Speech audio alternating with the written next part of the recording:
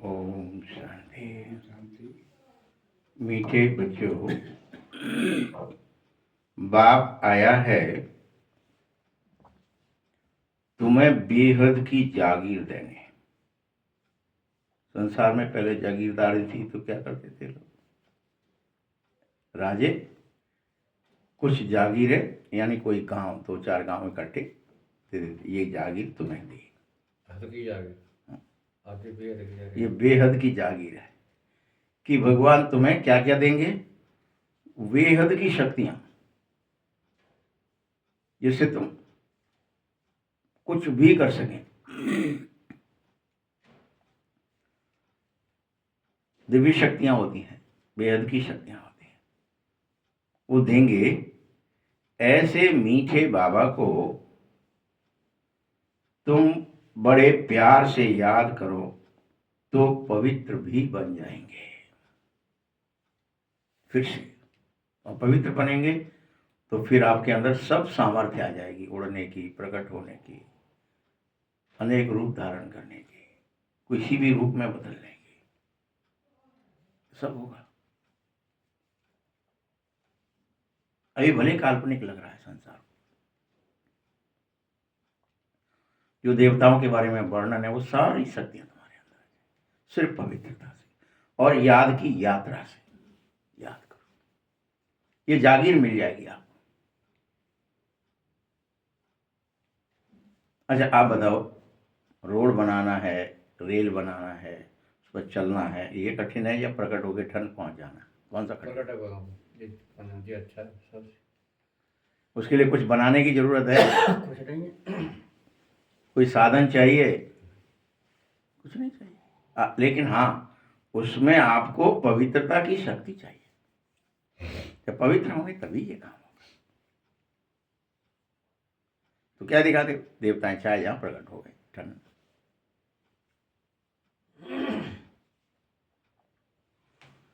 प्रश्न है, विनाश का समय जितना जितना नजदीक आता जाएगा उसकी निशानियां क्या होंगी? बाबा ने यहां पर अपन को 6 निशानियां बताई हैं, 1-2 नहीं, कि विनाश का समय नजदीक आता जाएगा तो ये चिन्ह, निशानियां आपको दिखाई देंगी सर्वत्र। पहली है, सबको मालूम पड़ जाएगा कि हमारा बाबा आया हुआ है, भगवान आ गया है। अभी तो लोग अविश्वास करते हैं, अभी तो आप बाबा कहेंगे, कौन बाबा, कहाँ का बाबा, ये तुम अलग ही कुछ कर रहे हो, कल्पना की दुनिया है। फिर क्या हो जाएगा? आपके द्वारा, आपके कर्म से, आपकी दिव्यता से, आपकी शक्तियों की वजह से, आपके फरिश्तापन की वजह से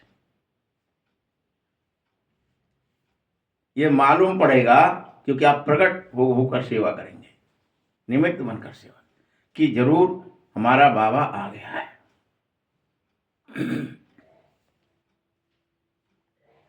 दूसरा, विनाश के समय की नजदीकता में कि नई दुनिया की स्थापना और पुरानी दुनिया का विनाश होना है, ये बहुतों को साक्षात्कार भी होगा, एक को नहीं, बहुतों को। तीसरा होगा, सन्यासियों आदि को भी ज्ञान मिलने लगेगा। जो अभी सन्यासी हैं, मिनिस्टर्स हैं, कोई उद्योगपति हैं बड़े बड़े, वो ज्ञान देना ही नहीं चाह रहे अभी, लेकिन फिर उनको ज्ञान मिलेगा ही मिलेगा, वो इसमें कूदेंगे।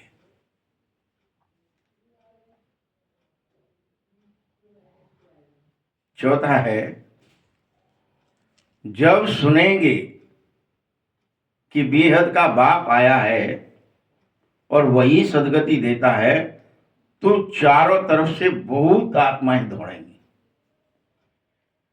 तुम्हारी तरफ। समझो बात को। संसार, पांचवा है, संसार में मीडिया द्वारा अनेकों को संदेश मिलेगा। अखबार है, मीडिया है, इससे संदेश मिलेगा विश्व को।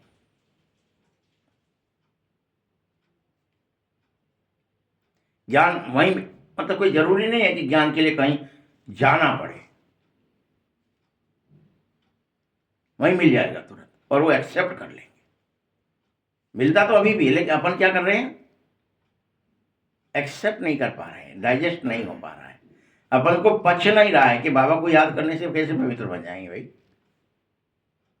विश्वास हो जाए तो आप बैठ जाए ना याद में ही, और याद में ही रहे 24 घंटे, लेकिन विश्वास नहीं, तभी तो हट जाती है ना याद।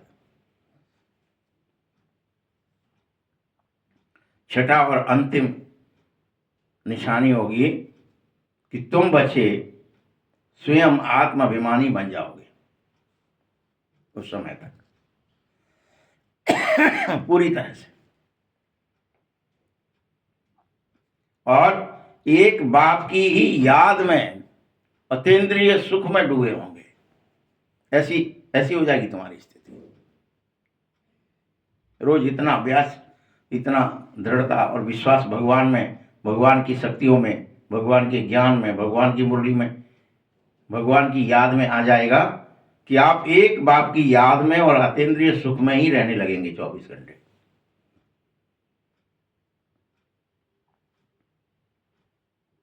ये 6 चिन्ह होंगे। तो बस अब विनाश का समय अति नजदीक आ गया है। ये सन 36 तक होना ही है सब चिन्ह। 10 साल हो मेरे द्वारा शुरुआत तो कर दिया है। रोज हो रही है ना। तो ये सब चिन्ह एक दिन में थोड़ी प्रकट हो जाएंगे। गीत है इस पाप की दुनिया से। ये कौन कहता है और किसको कहता है? रूहानी बच्चे, बाबा घड़ी घड़ी रूहानी क्यों कहता है तुम्हें? क्योंकि रियल में तुम आत्मा हो, तुम स्वयं को आत्मा ही जानो। फिर जब इस दुनिया में आएंगे तो सुख होगा ही होगा। आत्माओं ने यह शांति और सुख का वर्षा कल्प पहले भी पाया था और फिर वही वर्षा रिपीट हो रहा है। रिपीट तो सभी सृष्टि का चक्र होता है। फिर से रिपीट तो सब होगा ना। तो जो कुछ बीत गया सो फिर रिपीट होगा ही होगा। यूं तो कोई भी फिल्म आदि नाटक भी रिपीट ही होते हैं, परंतु उनमें चेंज भी कर सकते हो। कोई अक्षर भूल भी जाते हो तो बनाकर भी डालते हो, इसीलिए उसको वाइस्कोप कहा जाता है। लेकिन इस ड्रामे में कुछ चेंज हो ही नहीं सकता, कोई गैप नहीं है, कोई गुंजाइश नहीं है।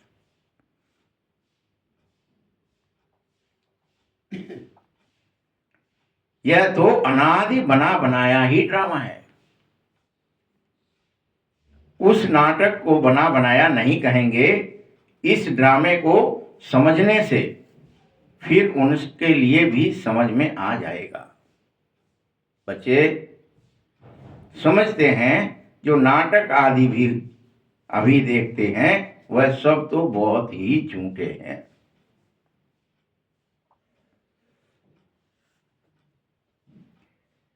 कलयुग में जो चीजें दिखाई जाती हैं वह सतयुग में होंगी ही नहीं।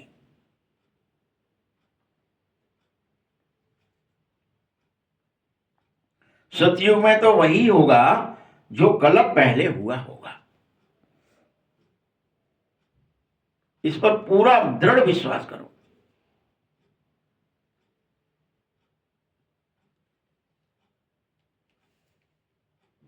यह हद के नाटक आदि फिर भी भक्ति मार्ग में ही होंगे।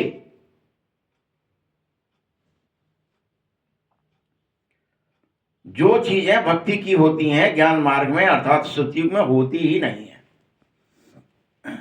अलग अलग है। दिन में जो होता है रात में नहीं होता है।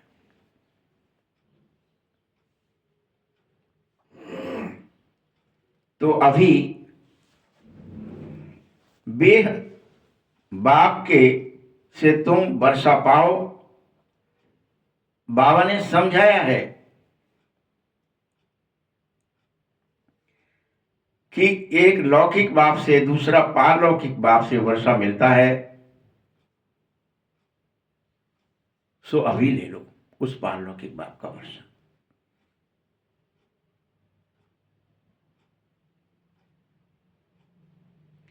तीसरा जो अलौकिक बाप है उससे वर्षा नहीं मिलता है कभी।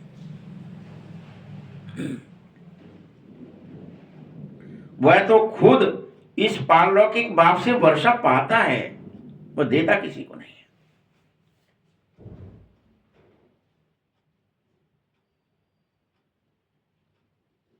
ये जो नई दुनिया की प्रॉपर्टी है, यह बेहद का बाप ही तुम्हें दे रहा है, कोई और नहीं।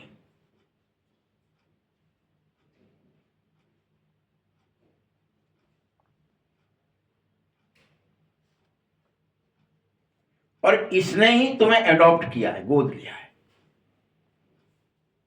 शिव ने।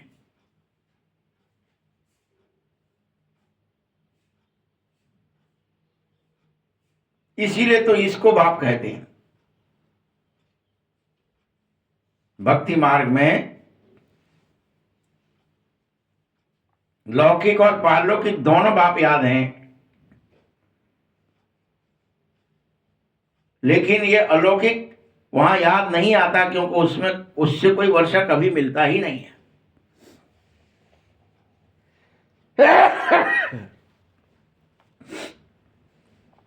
बाप अक्षर बरोबर है, परंतु ये ब्रह्मा की रचना तो रचता से वर्षा मिलता ही है। तुमको शिव बाबा ने क्रिएट किया है।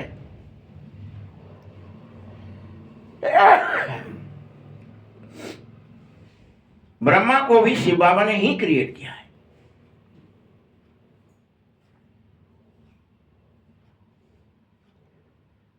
और वर्षा क्रिएटर से मिलता है, यही बेहद का भाव है। ब्रह्मा के पास बेहद का वर्षा है ही नहीं। बाप इस द्वारा बैठ समझा रहा है, ऐसे नहीं कि यह ब्रह्मा वर्षा लेगा और फिर तुमको देगा, बिल्कुल नहीं। डायरेक्ट तुमको शिव बाबा से ही मिलेगा, ब्रह्मा के थ्रू नहीं। ब्रह्मा को खुद शिव से मिलता है। बाबा कहते, मीठे बच्चों, तुम इस ब्रह्मा को याद नहीं कर सकते, किसी देहधारी को याद नहीं कर सकते।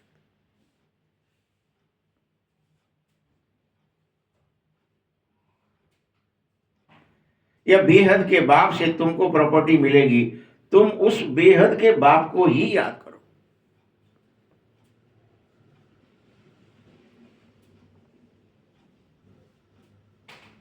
लौकिक बाप से हद का और पारलौकिक बाप से बेहद का वर्षा दोनों रिजर्व हो गए हैं, फिक्स है।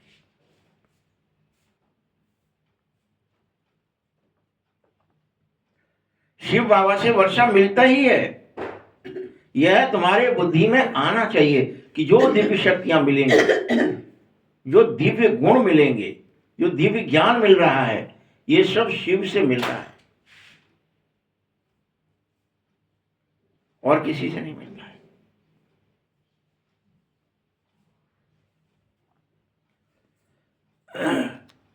ये तुम्हारी बुद्धि में रहे।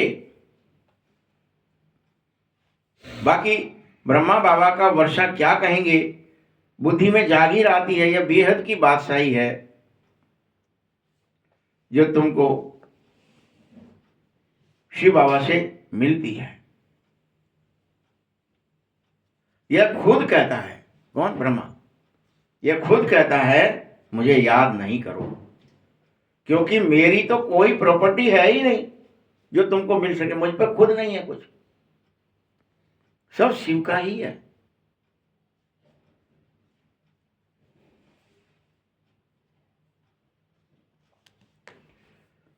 और जिससे प्रॉपर्टी मिलनी है, शिव की प्रॉपर्टी है, चाहे वो पवित्रता मिलेगी तो शिव से मिलेगी। प्रॉपर्टी क्या है? वो पवित्रता का सागर है, वो सुख का सागर है, वो शांति का सागर है, वो आनंद का सागर है, वो प्रेम का सागर है, वो ज्ञान का सागर है, वो शक्तियों का सागर है। तो प्रॉपर्टी उसकी है, मिलेगी किससे? उसी से मिलेगी। और आत्मा को भी जो प्रॉपर्टी मिलती है, ये सातों चीजें, ये उसी की प्रॉपर्टी मिलती है, किसी देहधारी की नहीं।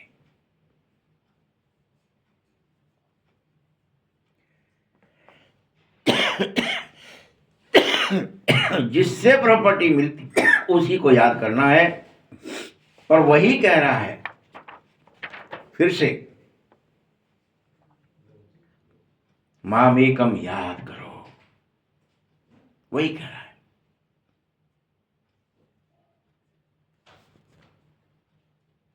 बच्चे, जब लौकिक बाप के 2-4 बच्चे होते हैं तो उसकी प्रॉपर्टी पर तो झगड़ा चलता है। ये खेत हमारा है, ये खलिहान हमारा है, ये मकान हमारा है, ये दुकान हमारी है, हम नहीं देंगे। चलता है ना, राज्य हमारा है, राजा हो तो। लेकिन यहां झगड़े की कोई बात नहीं है, ऐसी प्रॉपर्टी है ये। चाहे जिसको जितना लेना हो, भले ही समुद्र भर ले लो, फिर भी दूसरों के लिए कोई लेना चाहे तो उनके लिए भी समुद्र भर मिल जाएगा।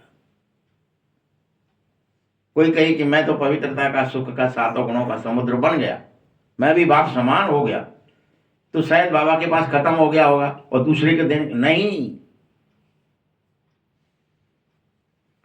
बाबा की प्रॉपर्टी ऐसी नहीं है। चाहे आप ले लो, चाहे सबके सब ले लो, सब समुद्र बन जाओ पवित्रता के, सुख शांति के, प्रेम के, आनंद के, लेकिन फिर भी बाबा के पास तो रहेगा ही, और बाबा कितनों को भी दे सकता है। अनंत भंडार, यही प्रॉपर्टी की विशेषता है बाबा की प्रॉपर्टी की। ऐसे नहीं कि टुकड़े हो जाएंगे, कम हो जाएगा, नहीं। ऐसा समझो जैसे कोई को फोटोकॉपी अभी निकालते हो, उतना छोटा सा उदाहरण है वो तो आप एक से ही 1 लाख फोटोकॉपी निकालो, 1000 निकालो, 100 निकालो, वो कागज तो फिर भी सेफ है, उसका तो कुछ बिगड़ा ही नहीं, उसमें से कुछ घिसा है क्या? वो तो उतना का उतना, वैसा का वैसा ही है। नंबर डाल दो, फिर निकालो, जितने चाहिए निकालो, तो वो फिर भी रहता है वैसा का वैसा ही। जितनों को चाहिए उतनों को बांटो, यही स्थिति बाबा की है। तो बाबा की प्रॉपर्टी में बेहद की है, झगड़े की कोई बात नहीं।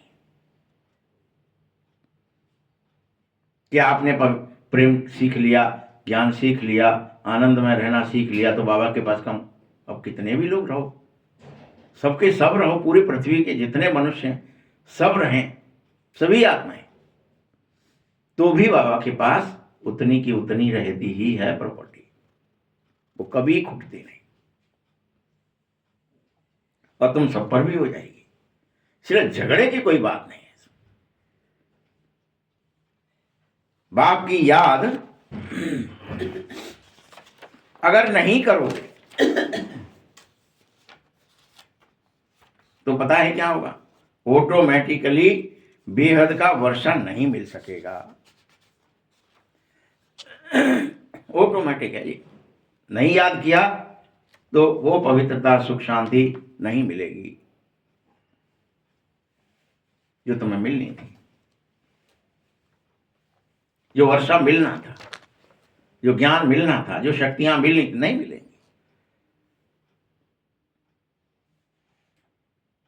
बाबा कहते हैं बच्चे अपने को आत्मा समझो,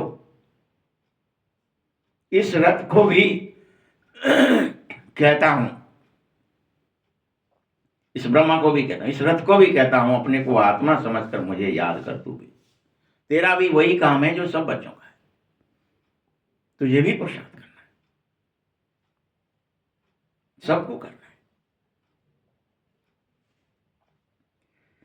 और विश्व की बादशाही उसी को मिलेगी जो मुझे याद करेगा, कोई भी हो जाए। अगर ब्रह्मा याद ना करे तो ब्रह्मा को भी नहीं मिलेगी, याद करेगा तो मिलेगी।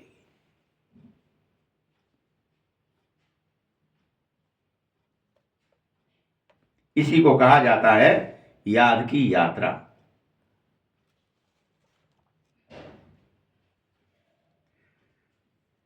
देह के सभी संबंधों को छोड़ना है, अपने को अशरीरी आत्मा ही समझना है। तुम देह हो ही नहीं, देह के रिश्ते नाते तुम्हारे हैं ही नहीं, छोड़ दो उन्हें। और शरीरी हो और अशरीरी दिव्य निराकार आत्मा ही समझो।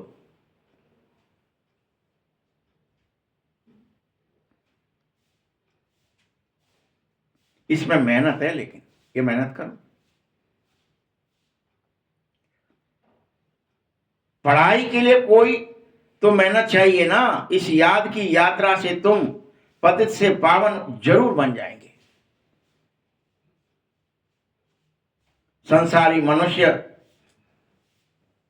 याद की यात्रा की जगह देह की, शरीर की यात्रा करते घूम रहे हैं। बाबा ने तो हमेशा कहा याद की यात्रा पर जाओ, लेकिन संसार की यात्रा पर जाता है, शरीर की यात्रा पर जाता है। चलो शरीर को ले चलते हैं, 4 धाम करेंगे, फलाना करेंगे।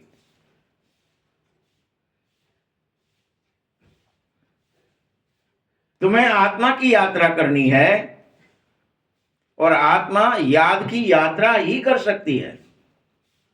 निरंतर बाबा को याद करे तो यात्रा पर है।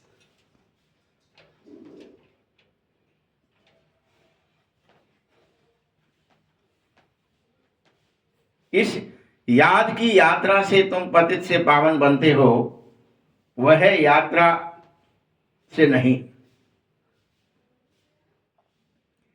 और वास्तव में यह तुम्हारी यात्रा परमधाम जाने के लिए है। परमधाम कहें अथवा मुक्ति धाम कहें, बगैर याद के कोई जा ही नहीं सकता है, सिवाय इस पुरुषार्थ के। अच्छी रीति याद करो, वही जाएगा। आत्मा निश्चय करके बाबा को याद करो, वही जाएगा।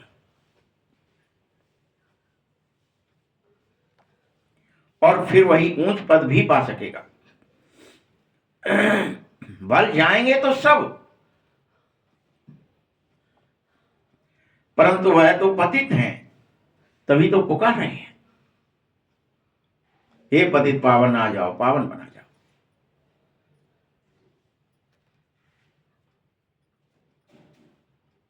आत्मा ही याद करती है, आत्मा ही खाती पीती सब करती है। इस समय तुम बच्चों को हर हालत में आत्माभिमानी बनना चाहिए। संगम पर यह मेहनत जरूर करनी चाहिए। बगैर इस मेहनत के तुम्हें कुछ नहीं मिलेगा, किसी को भी।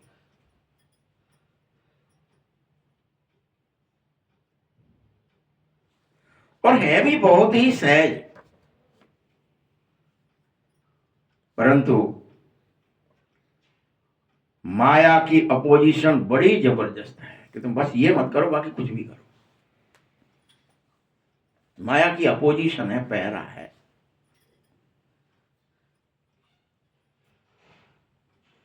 माया अपोज करती है, नहीं देह की बात करो, देह की बात करो, देह को संभालो, देह के बारे में सोचो, देह के लिए कर्म करो। अपने को देह के लिए ही करना है सब, आत्मचिंतन करना ही नहीं है। माया अपोजिशन है।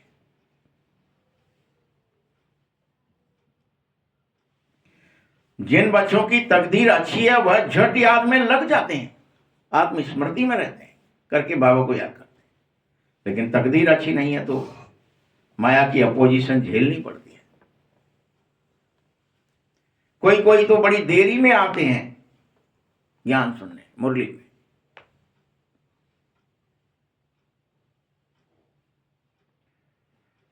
अगर बुद्धि में ठीक रीति बैठ जाएगा तुम्हारे में, जिस दिन भी जिस क्षण भी बस हम एक रूहानी यात्रा में फिर लग ही जाएंगे।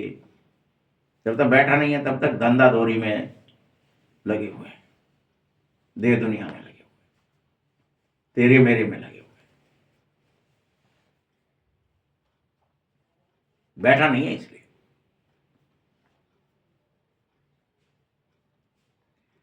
ऐसे तीव्र वेग से लग जाओगे जैसे कोई दौड़ रहा हो, उड़ रहा हो, बड़ी तीव्र स्पीड से। फिर आपको कुछ पसंद नहीं आएगा।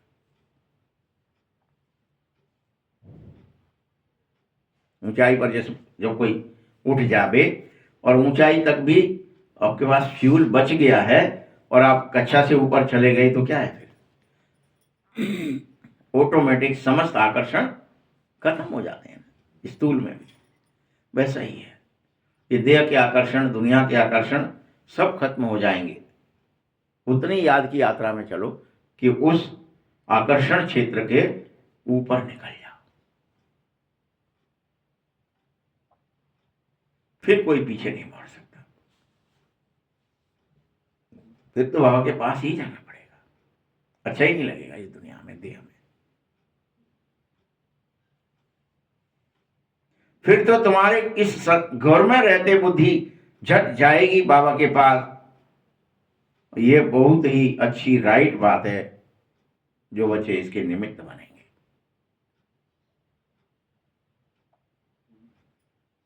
हम अपने को आत्मा समझ पतित पावन बाप को ही याद करेंगे, बाप के फरमान पर ही चलेंगे तो अवश्य पावन बन जाएंगे। और बनेंगे भी जरूर, ये नहीं कि कैसे सिर्फ सोचेंगे।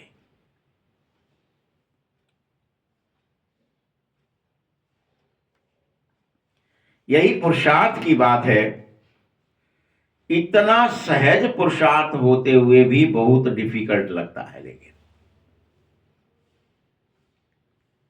करते नहीं। भक्ति मार्ग में तो बहुत डिफिकल्टी आती है।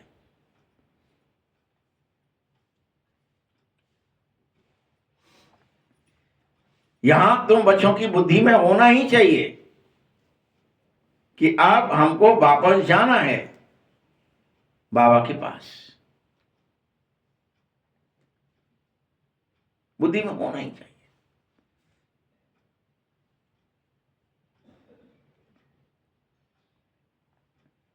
फिर यहां आकर विष्णु की माला में पिरोना ही पिरोना है।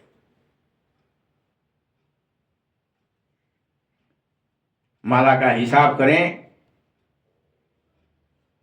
मालाएं तो ब्रह्मा की भी हैं, विष्णु की भी हैं और रुद्र की भी हैं, शिव की, शंकर की भी हैं। रुद्र मतलब को, क्योंकि पहले पहले नई सृष्टि के यही हैं, बाकी सब पीछे हैं। तो गोया पिछाड़ी में पिरोए जाओ तो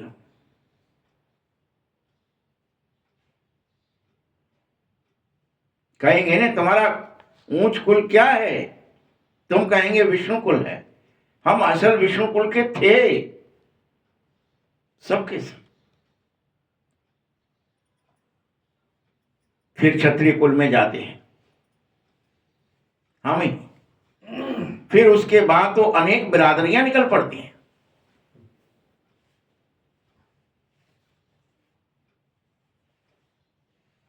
फिर इस नाले से तुमको ही समझना चाहिए कि बिरादरियां कैसे बनी।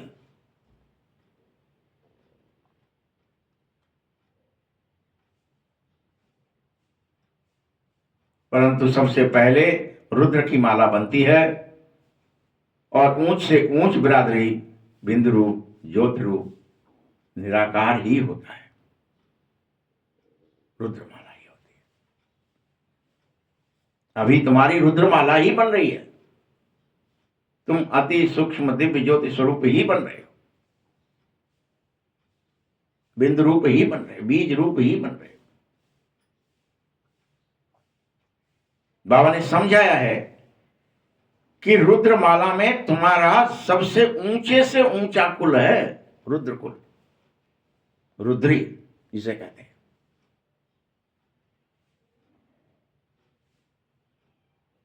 यह भी समझने की बात है। सारी दुनिया को पैगाम भी जरूर मिल जाएगा,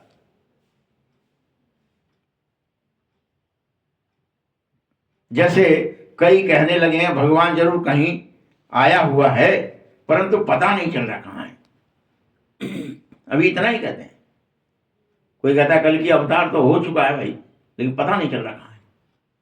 कोई कुछ कह रहा है, कोई कुछ कह रहा है। भगवान के रूप को देखते घूम रहे। आखिर सबको पता लग जाएगा, सब मीडिया में, अखबारों में, सब जगह पड़ जाएगा।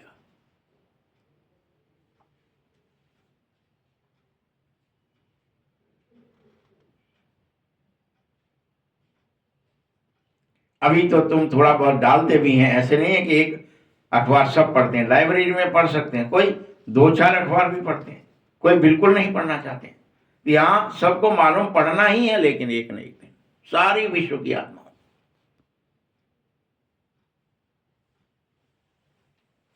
कि भगवान बाबा, शिव बाबा आ गया है। विनाश का समय जब नजदीक आ जाएगा, अति नजदीक, तो सबको मालूम पड़ जाएगा।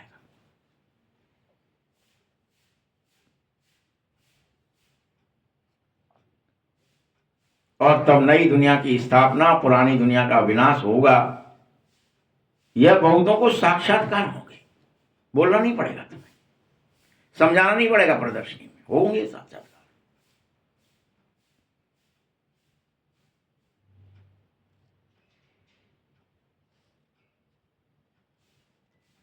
फिर तुम्हारे पास सन्यासी, राजाएं आदि सब जो अभी बिजी हैं, जो लोग बिजनेसमैन बड़े बड़े, यह सब दौड़ दौड़ कर ज्ञान लेने आएंगे और तुम्हें उन्हें ज्ञान देना पड़ेगा।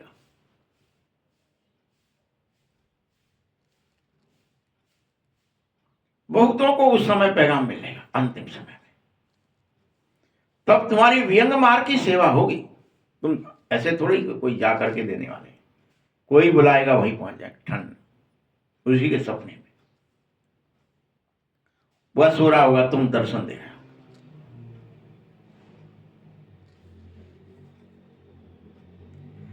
तभी तो वो सुनेंगे कि बेहद का बाप आ गया है। और वही सदगति करता है। और चाहिए तो आओ, उसकी बात मानो।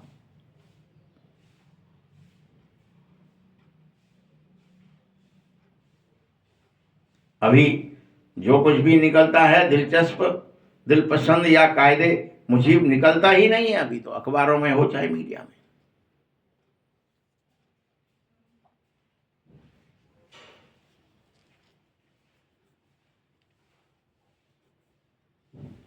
क्योंकि अभी तो कोई निकल पड़ेंगे, पूछताछ करने लगेंगे, ये किसने निकाला है, कहां से निकाला है, क्यों निकाला है, कहां है, दिखाओ। अभी विश्वास भी नहीं होगा। जब अंतिम समय होता है तब विश्वास भी होता है। तुम तो समझो कि श्रीमद् पर सतयुग की स्थापना हम निमित्त बनकर कर रहे हैं। तुम्हें स्थापित करना है सातों को अपने अंदर, पवित्रता, सुख, शांति सब स्थापित करना है।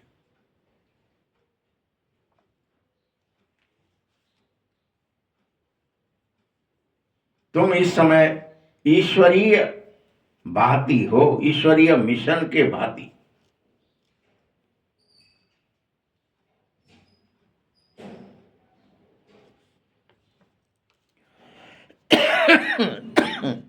संसार में अनेक मिशन बने, क्रिश्चियन मिशन के क्रिश्चियन भांति बने, लेकिन तुम ईश्वरीय भांति बन जाओ और अतीन्द्रिय सुख में रहना शुरू करो, गोप गोपी बन जाओ, आत्माभिमानी बन जाओ।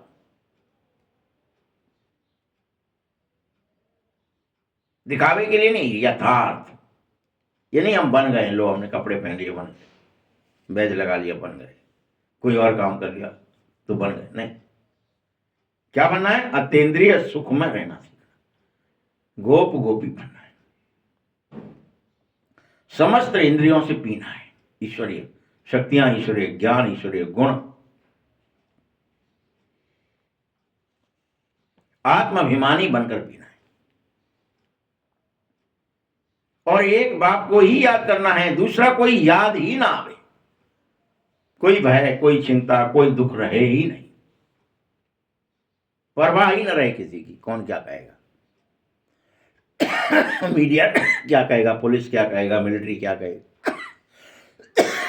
कोर्ट क्या कहेगा, कचहरी क्या। आप इसी से ऊपर चले जाएंगे।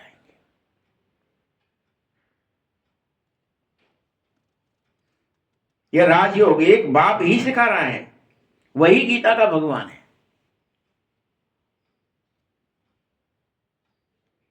इसलिए सबको यह बाप का निमंत्रण और पैगाम देना होगा।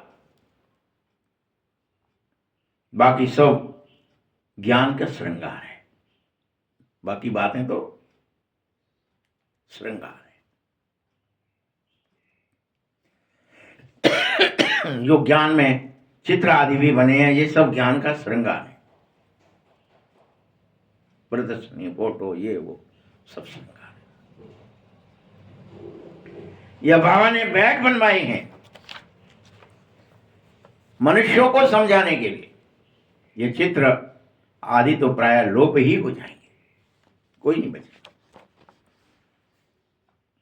तुम्हारे अंदर यथार्थ में ज्ञान घुस जाएगा। सीढ़ियों की जरूरत नहीं, किसी चित्र की जरूरत नहीं, चित्र से थोड़ी घुसता है। आत्मा में ज्ञान रह जाएगा, बाकी दिखावा मिट जाएगा, चित्र आदि सब भस्म हो जाएंगे, लोप हो जाएंगे।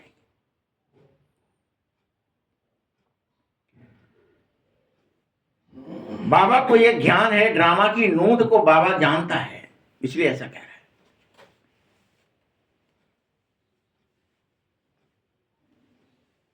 अभी भक्ति मार्ग पास करके ज्ञान मार्ग में आ गए हो, तुम यह जानते हो कि तुम्हारी आत्मा में यह पाठ जल रहा है, ये नूंद है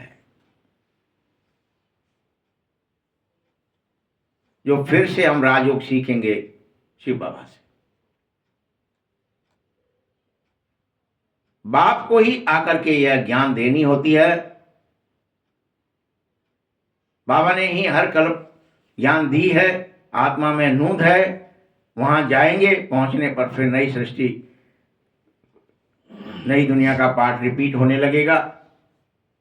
आत्मा के सारे रिकॉर्ड जो है वो तुम उस समय तुम समझ गए, शुरू से लेकर ये सब बंद हो जाएंगे,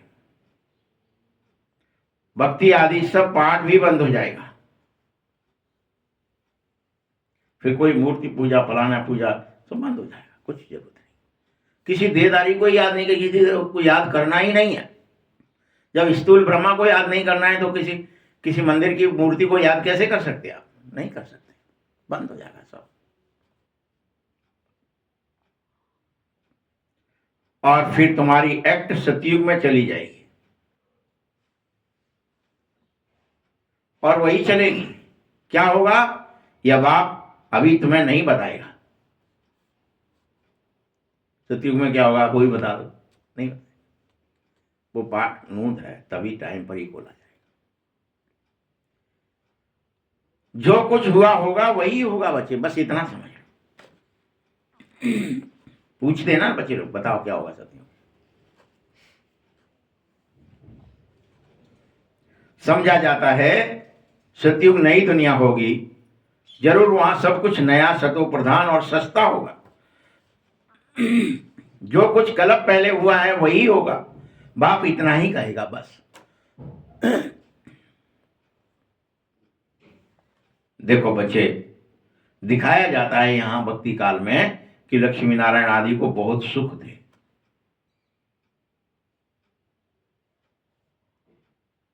सुख होंगे,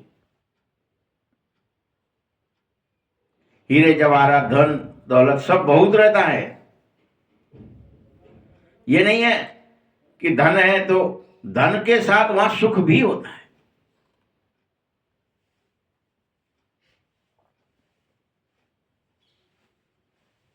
यहां तो तुम भेंट कर सकते हो, वहां नहीं कर सकोगे। यहां की बातें सब भूल जाओगे, वहां सब नई बातें होंगी जो बाप ही बच्चों को समझा रहा है। तुम आत्माओं को वहीं जाना पड़ेगा जहां कारोबार सारी बंद हो जाती है, सबके हिसाब किताब चुकतू हो जाते हैं, पूरा रिकॉर्ड होता है। वहां एक ही रिकॉर्ड बहुत बड़ा है। कहेंगे फिर आत्मा भी इतनी बड़ी होनी चाहिए, परंतु नहीं, आत्मा उतनी ही छोटी है जितनी थी, लेकिन उसमें 84 जन्म की एक्टिंग भरी है, पाठ भरा है।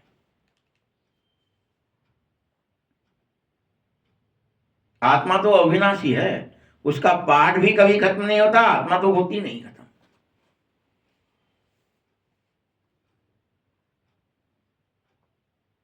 इसको सिर्फ वंडर ही कहेंगे, और क्या है, आश्चर्य ही कहेंगे कि बड़ी आश्चर्य की चीज है कि जिसमें चाहे कुछ हो जाए एक्टिंग खत्म ही नहीं होती है। 84 की भरी रहती, जिसमें जितने की भरी है, जिसमें जो भरा है, किसी के लूटने से लूट नहीं सकता है। आप पिछले कल्प की भी कई कहानियां हैं, पुष्पक विमान बने, फलाने बने, ये बने, वो बने, ऐसे बने, वैसे विमान थे, ऐसे सैटेलाइट थे, वो ऊपर ही घूमते रहे, इतने वर्षों तक वहीं रहे। कहानियां हैं, किस्से हैं।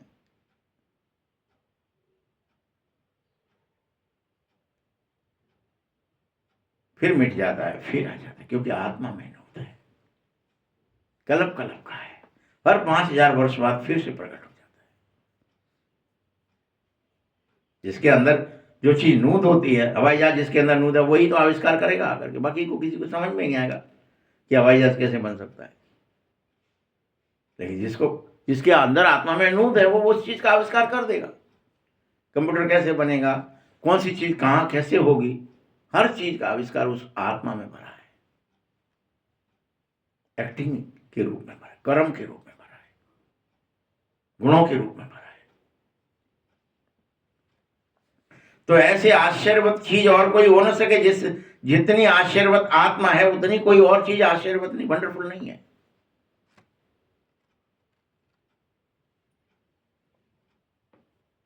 बाबा के लिए तो कहते हो ना, सतयुग त्रेता के समय विश्राम में रहता हूं।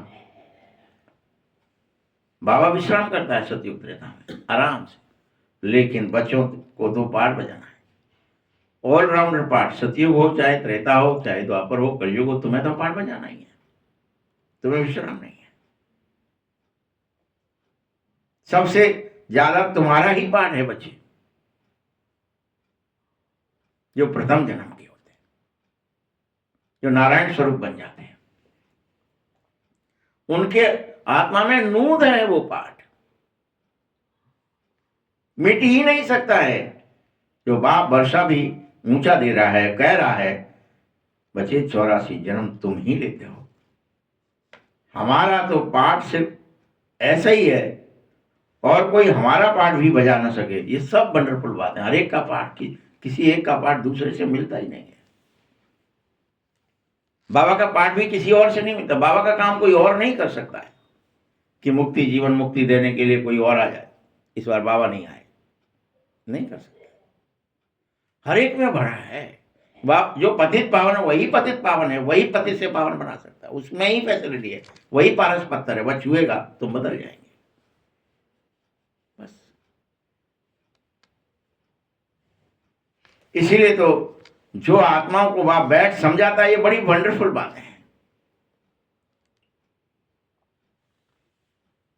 याद रखना, आत्मा मेल फीमेल भी नहीं है, उस चक्कर में भी मत फंस जाना कि मेल है यानी पुरुष है तो आत्मा है, स्त्री है तो नहीं है। मेल फीमेल भी नहीं, उससे अलग है, आत्मा है, चाहे मेल हो या फीमेल। कोई भी आत्मा जब शरीर धारणा करती है तभी मेल और फीमेल कहा जाता है। वो शरीर को कहा जाता है मेल फीमेल, आत्मा को नहीं।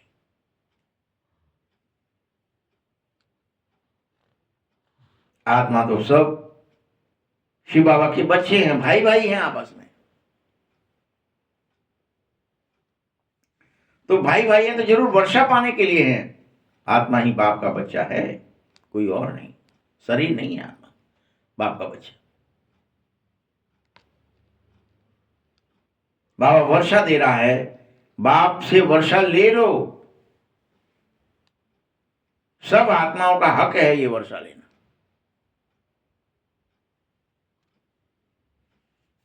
बाप से वर्षा तो लेना ही पड़ेगा, इसलिए उसके लिए बाबा को याद करो, बस कुछ करना नहीं है। क्या करो? बस याद करो।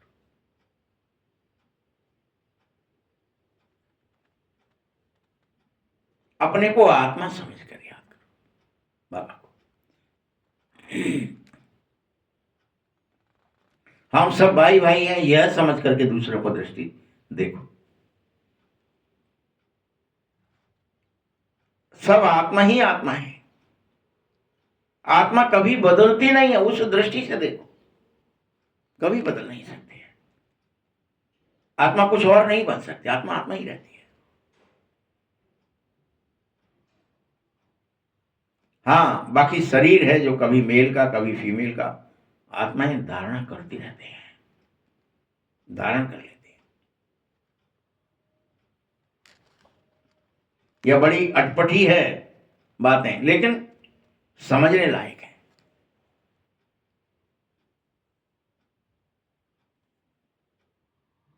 और कोई भी सुना ना सके ये बातों।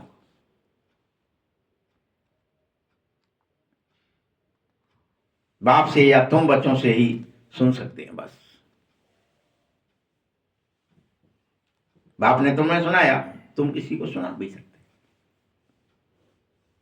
बाप तो तुम बच्चों को ही बात करता है सिर्फ। पहले तो बाबा सबसे मिलते थे, सबसे बात करते थे।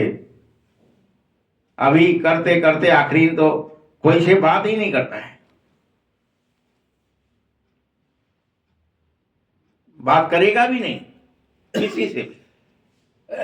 फिर तुम बच्चों का काम रहेगा संसोच फादर, फादर सो। तो बच्चों को ही पढ़ाना है, फिर बाप नहीं पढ़ाएगा। बाबा का पार्टी मौन हो जाएगा।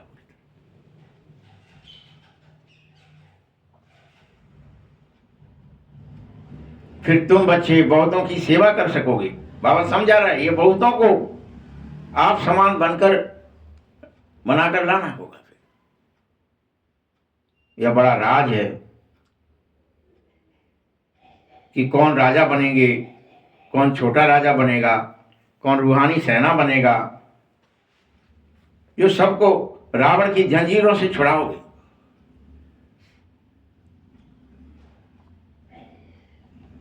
अपनी मिशन में ले जाओगे। जितनी जो सेवा अधिक करेगा उतना उसे पद मिलेगा, फल मिलेगा।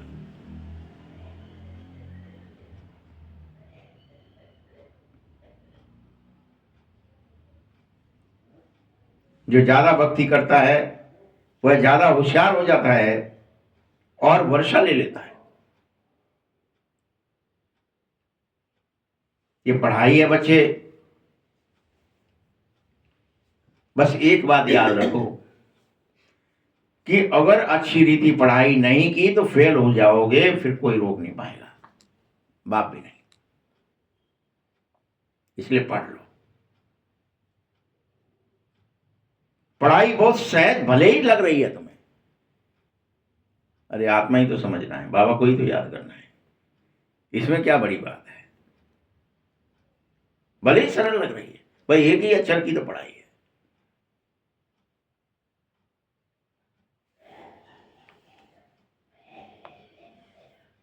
हाँ, बाप भी कहते हैं समझना समझाना सहज है, डिफिकल्ट की बात इन पर तो राजधानी स्थापित हो रही है, इसीलिए पुरुषार्थ तो करना पड़ेगा याद में रहने का।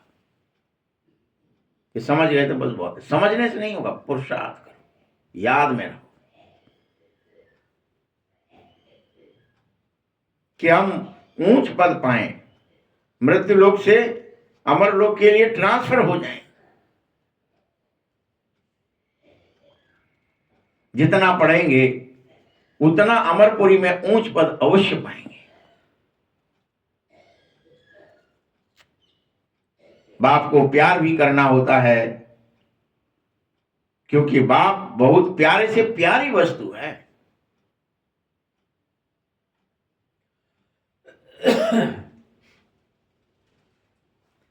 बाप को प्यार का सागर कहा जाता है।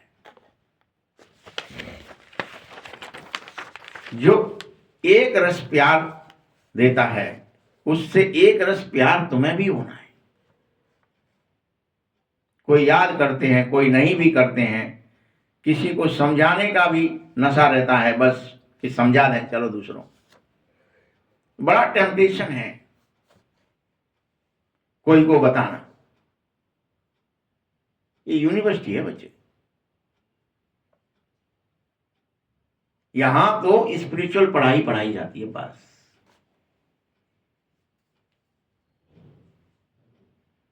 ऐसे चित्र और कोई स्कूल में दिखाई नहीं देंगे। दिन प्रतिदिन ये चित्र भी अनेक तरह से बनेंगे जो मनुष्य देखते ही समझ जाए।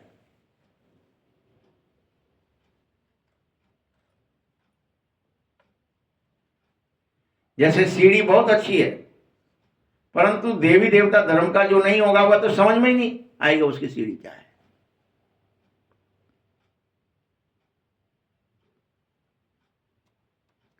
जो स्कूल का होगा उसको जब तीर भी लग जाएगा। जो हमारे देवता धर्म का पत्ता होगा वह फिर से आ जाएगा। तुमको तो यह फील होने लगेगा कि यह तो बहुत रुचि से सुन रहा है। कोई तो ऐसे आए, सोए या जगे और फिर चले गए, कुछ समझ में ही नहीं आया क्या हुआ आज मुरली में। बाबा तो दिन प्रतिदिन नई नई बातें समझाएगा। बच्चों को समझाता ही हूं, बच्चे तुम्हें इन बातों को समझ करके सेवा पर लग जाना चाहिए। सेवा करो, जो सेवा पर तत्पर रहेंगे वही तो दिल पर चढ़ेंगे और तखत पर भी चढ़ पाएंगे। याद रखना, आगे चलकर तुम सबको भी साक्षात्कार होगा। तुम क्या बनोगे, क्या पद पाओगे।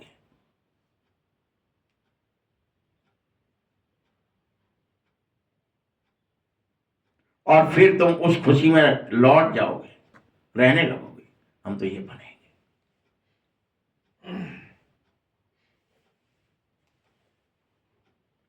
लेकिन ये सब तब होंगे साक्षात्कार जब दुनिया में हाहाकार हो रहा होगा चारों तरफ। तुम्हें साक्षात्कार हो रहे होंगे, संसार को हाहाकार हो रही होगी, रक्त की नायक नदियां बह रही होंगी उस समय। ऐसा छोटा मोटा काम नहीं होगा।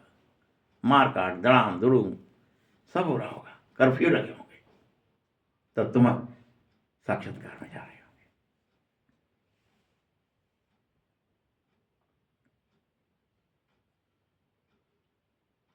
बल कहीं नहीं, रक्त की नदियां बहेंगी, लेकिन तुम में से जो बहादुर होंगे, जो सर्विसेबल होंगे, वह कभी भूखे नहीं मरेंगे। तुम्हें कोई दिक्कत नहीं आएगी, वो कुछ भी हो, कितने कर्फ्यू लग जाए।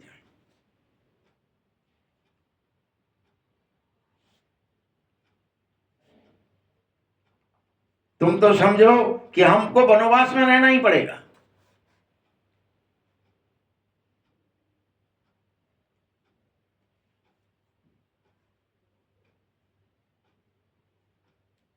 सुख तो वही मिलता है। कन्या को भी वनवास में बिठाया जाता है, वनवाह कर देते हैं उसको, फटे हुए कपड़े पहना देते हैं और फिर ससुर घर जाकर खूब पहनना, ऐसा कहते हैं।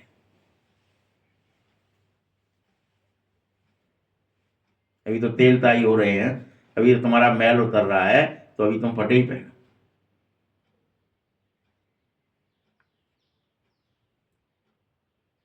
मालिश करी जा रही है, बार बार मैल उतारा जा रहा है।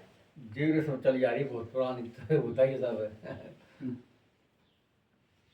तुम बच्चे भी तो ससुर घर ही जा रहे हो, साजन ही तो तुम्हें लेने आया है, क्या तुम्हें ये नशा रहता है? पूछ रहे बाबा। क्योंकि वह है ही सुखधाम जहां साजन ले जाएगा। अच्छा, मीठे मीठे सखिल दे बच्चों प्रति माता पिता बाप दादा का याद प्यार और गुड मॉर्निंग। रूहानी बाप की, रूहानी बच्चों को नमस्ते। रूहानी बच्चों की भी बाप दादा को बहुत बहुत याद प्यार और नमस्ते। धारणा के लिए मुख्य सार है, बच्चे माला में पिरोने के लिए आत्माभिमानी बनो और तीव्र वेग से याद की यात्रा पर उड़ो। तीव्र वेग से। क्या कह दिया?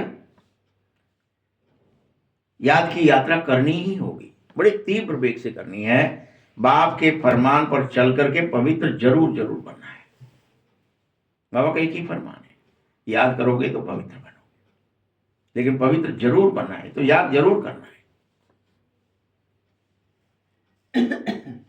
दूसरा पॉइंट है धारणा के लिए, बाबा का परिचय देना है सबको, और बहुतों को आप समान बनाने की सेवा करनी है तुम्हें। ये काम तुम्हारा है, ये बाबा का नहीं है। बाबा तो मौन होता जाएगा धीरे धीरे।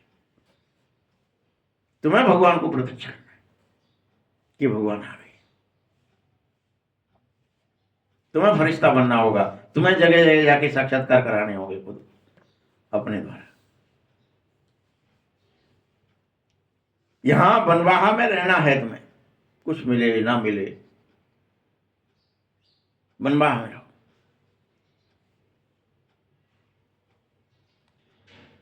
और विनाश का अंतिम हाहाकार का सीन देखने के लिए महावीर भी बनना होगा।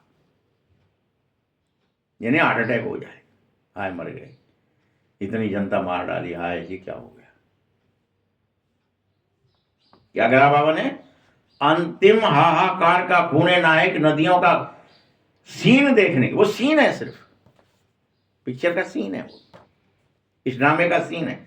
उसे देखने के लिए महावीर बनो। हिम्मत चाहिए, करेज चाहिए कि देख सके। महावीर बनना वरदान है। बंधनों के पिंजड़े को तोड़ो।